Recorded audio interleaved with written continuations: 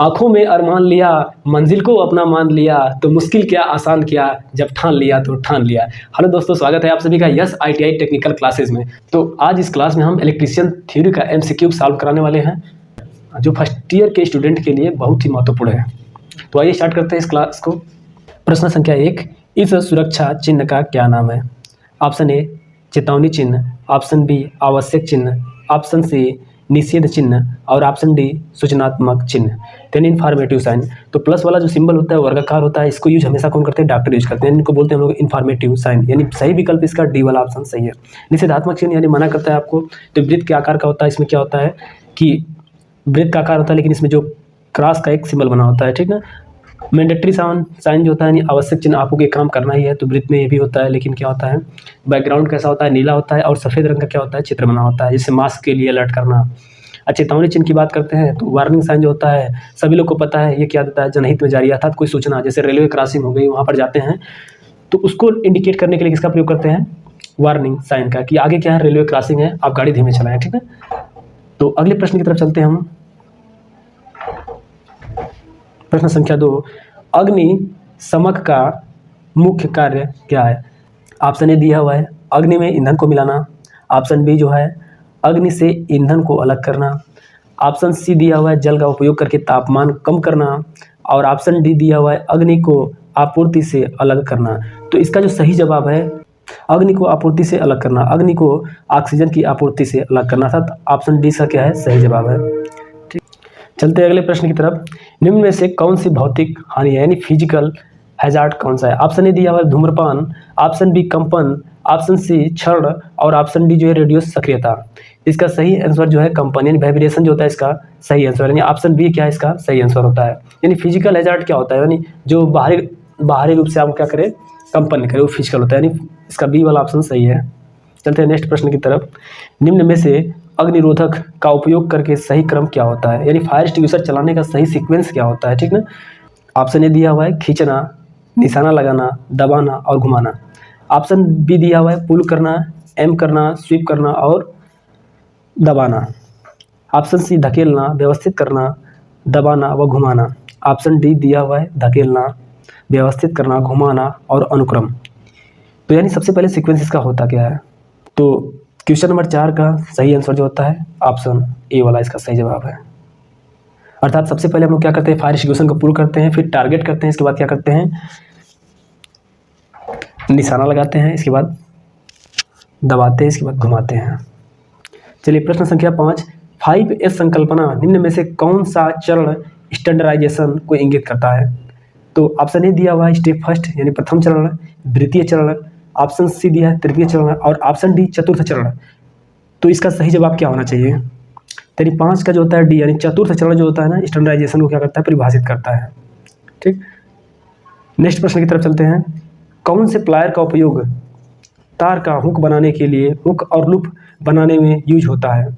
तो option A दिया हुआ flat nose plier, option B long nose plier, option C round nose plier और option D diagonal cutting plier. तो इसका सही जवाब है राउंड नोज प्लायर, यानी ऑप्शन सी क्या है इसका सही जवाब है। ठीक, लॉन्ग नोज प्लायर जो होता है, जहाँ कोई बारीक काम होता है, जहाँ हाथ नहीं पहुँचता, हम लोग किसका प्रयोग करते हैं? लॉन्ग नोज प्लायर का यूज करते हैं। चलते हैं अगले प्रश्न की तरफ। प्रश्न संख्या 7, पिंसर का उपयोग किया जाता है। ऑप्शन ए फ्लेक्सिबल तार को ट्विस्ट करने के लिए, ऑप्शन बी छोटे तार के व्यास को काटना, ऑप्शन सी लकड़ी से पिन और कील निकालना, ऑप्शन डी दिया हुआ है छोटी वस्तु को पकड़ना जहां उंगली ना पहुंचे। इसका सही जवाब क्या होना चाहिए? तो लकड़ी से कील को निकालने के लिए हम लोग किसका प्रयोग करते हैं? पिंसर, ठीक ना। तो इसका सही जवाब ऑप्शन सी होगा। चलते हैं नेक्स्ट प्रश्न की तरफ।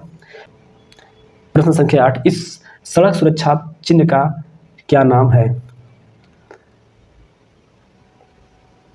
ऑप्शन ए आवश्यक चिन्ह, ऑप्शन बी सचेतन चिन्ह, ऑप्शन सी सूचनात्मक चिन्ह, ऑप्शन डी निषेधात्मक चिन्ह। तो इसका सही ऑप्शन जो है, यानी आवश्यक चिन्ह, यानी जो मैंडेटरी साइन होता है, इसका चिन्ह में प्रयोग किया जाता है। तो इसका करेक्ट ऑप्शन क्या है? Option A. चलते हैं नेक्स्ट प्रश्न की तरफ। प्रश्न संख्या 9, मूल श्रेणी में सचेतन चिन्ह के पश्च भाग का रंग कैसा होता है? यानी बात कर रहे हैं आपका वार्निंग साइन की बात कर रहे हैं, चेतावनी चिन्ह का बैकग्राउंड कैसा होता है? तो ऑप्शन ए दिया हुआ है नीला, ऑप्शन बी श्वेत, ऑप्शन सी येलो और ऑप्शन डी हरा। तो यानी चेतावनी चिन्ह जो भी होते हैं उनके बैकग्राउंड क्या होता है? पीला होता है। यानी प्राथमिक रंग 3 होते हैं, उसमें पीला एक रंग होता है। तो पीला रंग जो दूर से दिख जाता है वो हमारा क्या होता है? येलो। इसका प्रयोग वार्निंग साइन के लिए किया जाता है। चलते हैं नेक्स्ट प्रश्न की तरफ।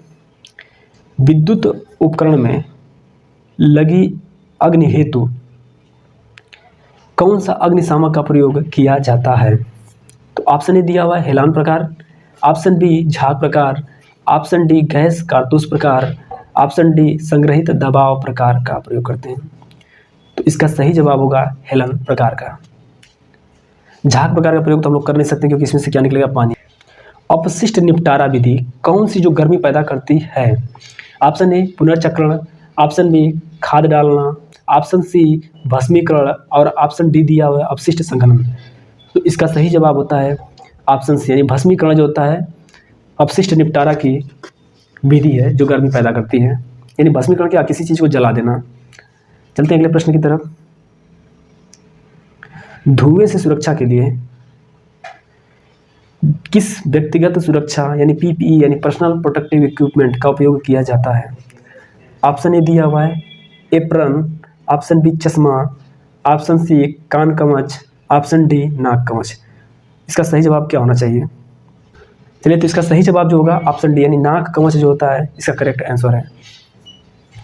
चलते हैं अगले प्रश्न की तरफ। BIS का फुल फॉर्म क्या होता है? यानी board of Indian standard, option B bureau of Indian standard, option C board of international standard, option D दिया है ब्यूरो ऑफ इंटरनेशनल स्टैंडर्ड। तो इसका सही जवाब क्या होना चाहिए? तो इसका करेक्ट ऑप्शन जो है ब्यूरो ऑफ इंडियन स्टैंडर्ड, यानी करेक्ट आंसर जो है ऑप्शन बी करेक्ट है। चलते हैं नेक्स्ट प्रश्न की तरफ। भारी भार उठाते और स्थानांतरित करने के लिए किस पद्धति का उपयोग किया जाता है? ऑप्शन ए दिया है विंच, ऑप्शन बी दिया हुआ क्रेन और स्पिलिंग, ऑप्शन सी लेयर और रोलर्स, ऑप्शन डी मशीन चलित प्लेटफॉर्म। तो इसका करेक्ट आंसर है क्रेन एवं स्पिलिंग, यानी ऑप्शन बी इसका क्या है? करेक्ट आंसर है। चलते अगले प्रश्न की तरफ।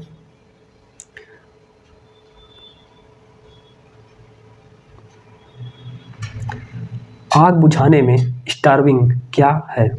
ऑप्शन ए दिया हुआ है अग्नि में ईंधन को मिलाना, ऑप्शन बी अग्नि से ईंधन को अलग करना, ऑप्शन सी जल का उपयोग करके तापमान को कम करना, ऑप्शन डी अग्नि को ऑक्सीजन की आपूर्ति से अलग करना। तो इसका करेक्ट आंसर जो है ऑप्शन सी, अर्थात जल का उपयोग करके तापमान को कम करना। तो आज की क्लास में बस इतना ही। आज की क्लास में बस कल हम लोग 15 प्रश्न पढ़े हैं। अगली क्लास में फिर 15 प्रश्न लेके आएंगे। आप सभी लोग क्लास से जुड़ते जाइए और अपने मित्रों में शेयर करिए। अगर चैनल पर नए हैं तो चैनल को सब्सक्राइब करिए, लाइक करिए, बेल आइकन को प्रेस करिए। धन्यवाद।